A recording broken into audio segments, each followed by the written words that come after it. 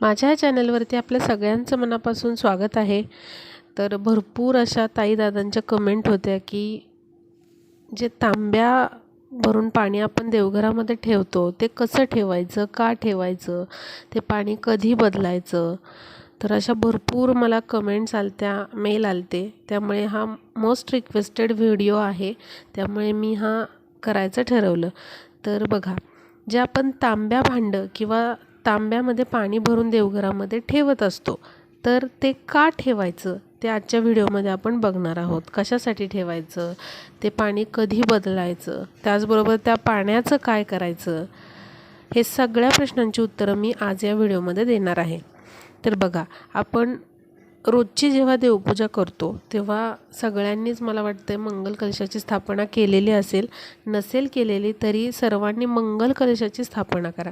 मंगल कलश म्हणजे काय, तर देवघरामध्ये वरच्या पायरीवरती आपण तांब्याचा कलश किंवा चांदीचा कलश पाण्याने भरून ठेवायचा आहे।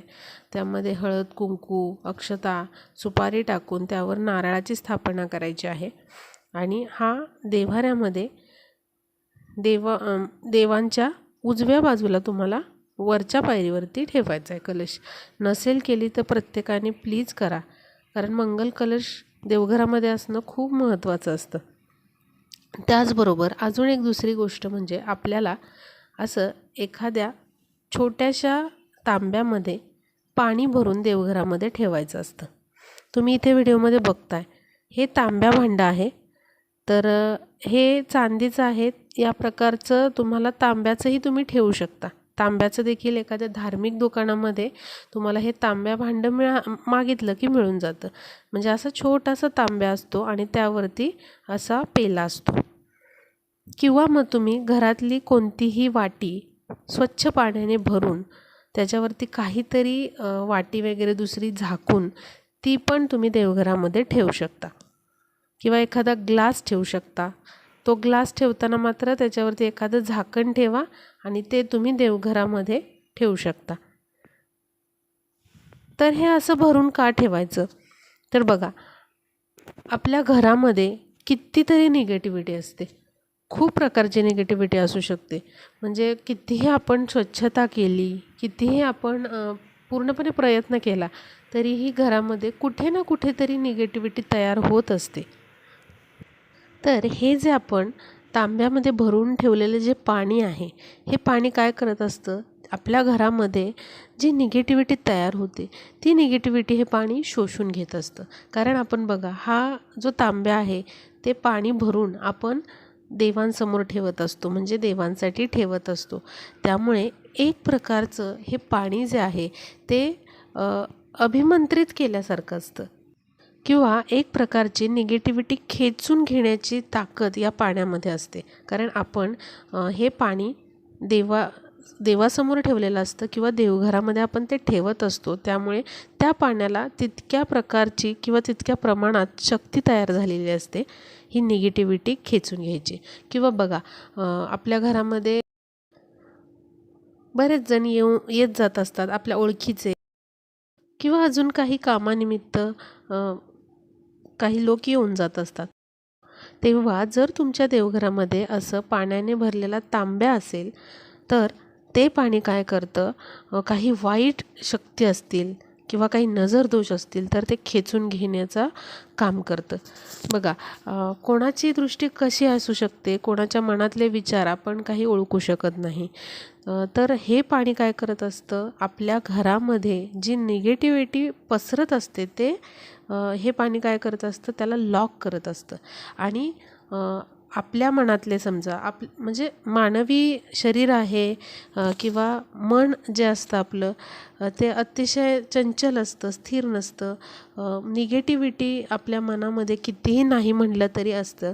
तर आपल्या मनातले जे निगेटिव्ह विचार आहेत किंवा मग घरातले काही निगेटिव्ह शक्ती आहेत त्या आपल्या देवापर्यंत हे पाणी पोहोचू देत नाही। म्हणजे एक प्रकारची पॉझिटिव्हिटीच आपल्या देवापर्यंत हे पाणी पोचवत असतं, किंवा एक पॉझिटिव्हिटी तयार करण्याचं काम हे पाणी जे आहे ते करत असतं।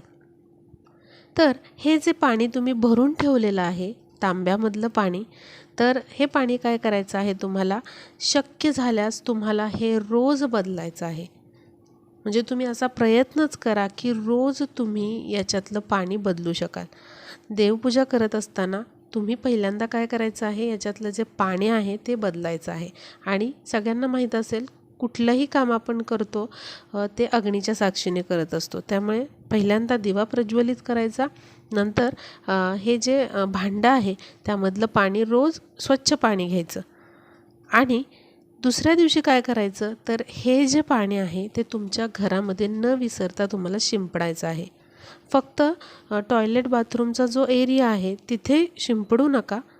तुमच्या बेडरूम्समध्ये म्हणा, हॉलमध्ये, किचनमध्ये तुम्ही हे पाणी शिंपडायचं आहे. आता तुम्ही म्हणाल हे निगेटिव्हिटी खेचतं आहे पाणी, मग हे पाणी निगेटिव्ह झालं का? नाही, निगेटिव्ह हे पाणी नसतं, कारण आपण हे देवघरात ठेवत असतो. त्यामुळे याचं जे पावित्र्य असतं पाण्याचं ते वाढलेलं असतं. त्यामुळे हे जे पाणी आहे ते निगेटिव्हिटी जरी खेचत असलं तरी हे पाणी निगेटिव्ह नाही. हे पाणी पॉझिटिव्हिटीच आपल्याला देत असतं. पण वाईट अनिष्ट ज्या शक्ती आहेत ते खेचून घेण्याचं पाणी हे हे पाणी जे आहे ते काम करत असतं. तर आपल्याला हे काय करायचं आहे, दुसऱ्या दिवशी तुमच्या घरामध्ये हे शिंपडायचं आहे. आणि त्याचबरोबर तुम्ही थोडं थोडं पाणी हे प्राशन पण करायचं आहे. पाणी भरत असतानाच असं भरा की फिल्टरचं वगैरे भरा, किंवा स्वच्छ पाणी जे येतं नळाला तुमच्या ते थोडंसं काढून घ्या आणि ते याच्यामध्ये भरा. म्हणजे ते तुम्हाला प्राशन करता येईल किंवा पिता येईल.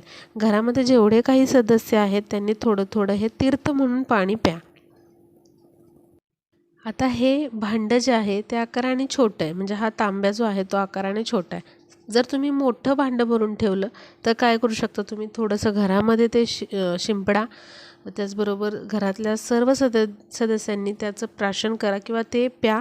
आणि उरलेलं पाणी तुम्ही तुमच्या झाडांना पण हे ओतू शकता.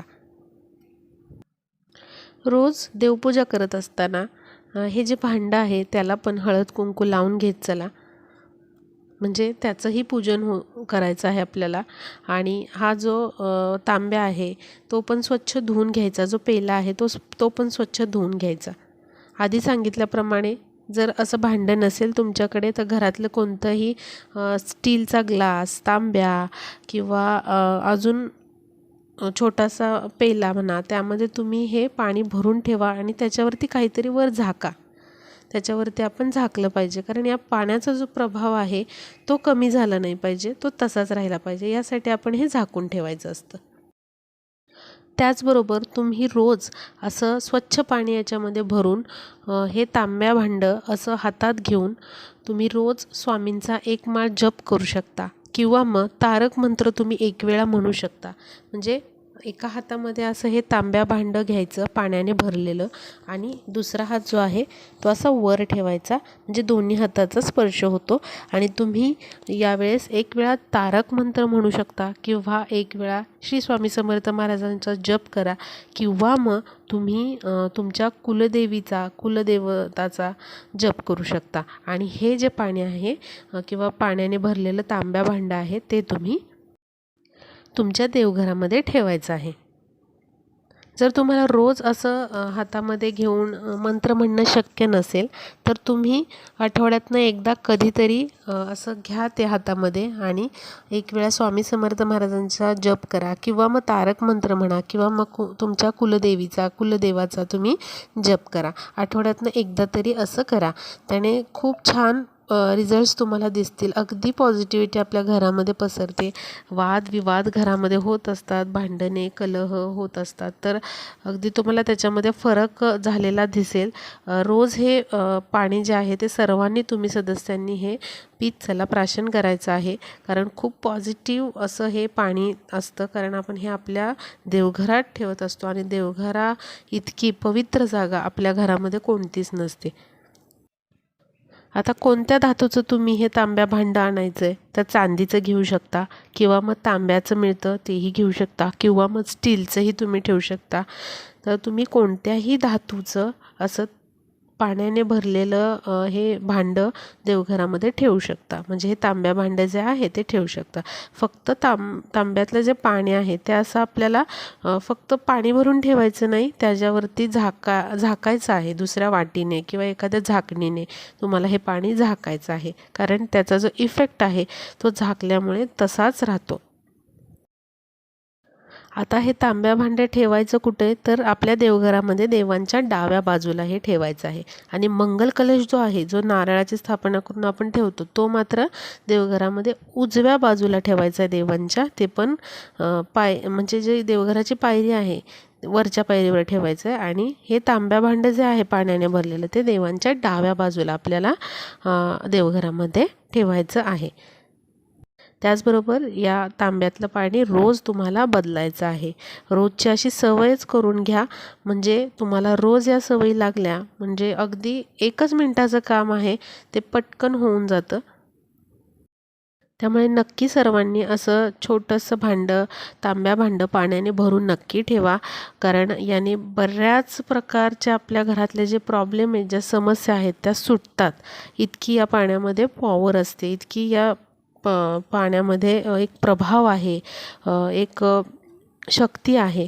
त्यामुळे जरी तुम्ही ठेवत नसाल तरी आजपासून उद्यापासून नक्कीच तुम्ही असं तांब्या भांडं जे आहे ते घ्या. धार्मिक दुकानामध्ये तुम्हाला आरामशीर मिळेल किंवा मग एखाद्या भांड्याच्या दुकानामध्ये पण ते मिळून जाईल. तर घ्या, छोटं असू द्यात किंवा मोठं असू द्यात, पण तुम्ही असं भांडं जे आहे देवघरामध्ये ठेवा. घरामधली खूप खूप निगेटिव्हिटी कमी होते आणि एक प्रकारचं चैतन्य आपल्या घरामध्ये, तुम्हाला सकारात्मकता घरामध्ये आलेली तुम्हाला स्वतःच जाणवेल. इतकं हे प्रभावशाली असं आहे. तर हा व्हिडिओ जास्तीत जास्त मैत्रिणींना शेअर करा, म्हणजे ही जी माहिती आहे त्यांनाही कळेल आणि हा व्हिडिओ जो आहे तो युजफुल ठरेल. भेटूया पुढच्या व्हिडिओमध्ये.